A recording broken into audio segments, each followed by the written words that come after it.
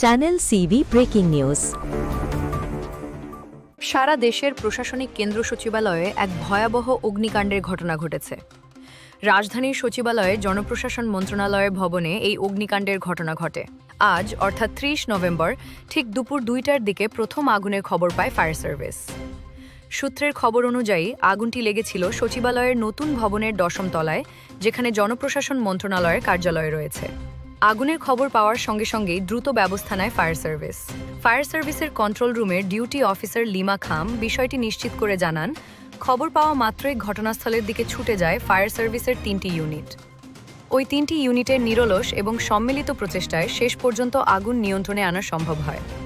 তবে তাৎক্ষণিকভাবে অগ্নিকাণ্ডের কারণ বা ক্ষয়ক্ষতির পরিমাণ সম্পর্কে বিস্তারিত কিছু জানা যায়নি। তদন্তের পরেই তা স্পষ্ট হবে।